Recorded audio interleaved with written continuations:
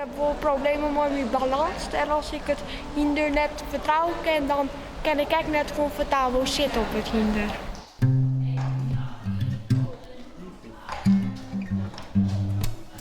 Goed zo.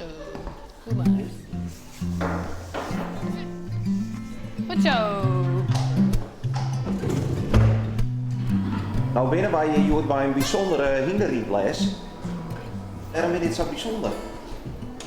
Wij zijn hier aan het rieden met alle mensen met een beperking. En je kan wel zien dat iedereen echt heel verschillend is.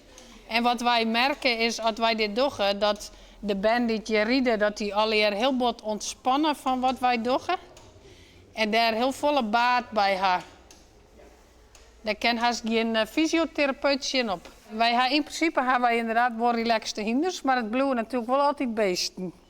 Nou riet Tessa altijd samen met iemand zit bij haar achterop. En sinds een jaar hier of zo, doen wij dit nou dat zij zelf erop zit. En dan rent er vaak altijd wel in naast en soms wel twee. Maar het is echt heel bijzonder hoe goed dat gaat. Dat gingen we haast net tocht voor de tijd. Goed zo, kom maar. Was het de naast erin? Ja.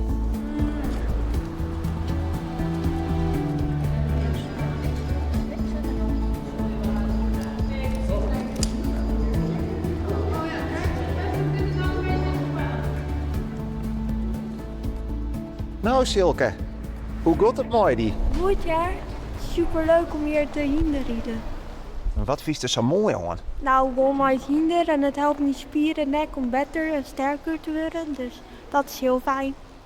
Want wat hast al mooi die spieren? Ik heb cerebrale parese, dus spastische vang. En dat betekent dat ik me op de verkeerde momenten inspan. En dat het heel veel energie kost om dingen te doen die eigenlijk net energie hoeven te kosten. En hoe viel je die als het op het hinder zit? Dan viel ik niet ontspannen en echt wel comfortabel. Harm, jou ben je vrijwilliger toch? Ja, ja. Wat houdt dat in? Nou ja, het juist naast het hinder in en helpen de mensen zo plezier mee zitten te verzwaren. Hè.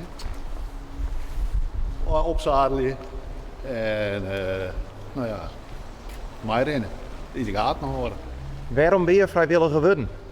Ja, waarom ben je vrijwilliger geworden? Nou ja, omdat het waan. Ik ben mijn pensioen. Ik ga nog wat thuis om.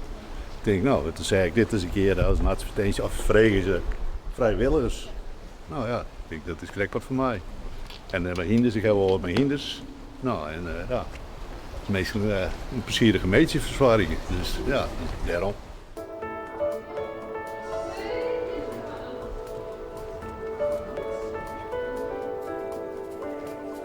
En is het voor jou belangrijk dat je het hinder vertrouwen kiest? Ja, zeker, want ik heb wel problemen met mijn balans. En als ik het hinder net vertrouwen kan, dan kan ik echt net comfortabel zitten op het hinder. En hoe wie dat de eerste keer doest op een hinder gierst? Nou, dat wie toen we was. Toen wie ik nog een liedvanken van Sais hier. Ik reed je al 8 hier. En toen moest ik nog maar 2 hand vers weer gaan. Aan allebei de kanten een vrijwilliger. En moest een orenvrijwilliger nog het hinder goed in bedwang houden. Omdat ik er alles mijn balans verleen. Dus daar heeft hij flink ontwikkelen. Zeker.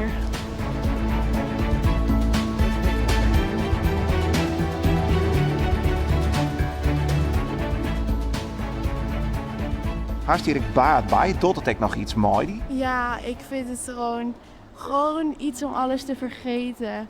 Gewoon even helemaal niks. Gewoon ja, paardrijden, actief bezig zijn. Geen andere zorgen. Want binnen de gewoon wel bepaalde zorgen die het hast? Ja, ik heb DCD en dat is een ontwikkelingsstoornis. Waardoor ik niet altijd alles mee kan doen met leeftijdsgenoten en zo. En hier heb ik daar geen last van. Ja, dit is hartstikke leuk. Omdat je ziet wat dat doet voor die band. Dat is hartstikke mooi om te zien. Dat jouwt heel veel voldoening. Daar doen wij het voor, hè? En elk band is oors, hè?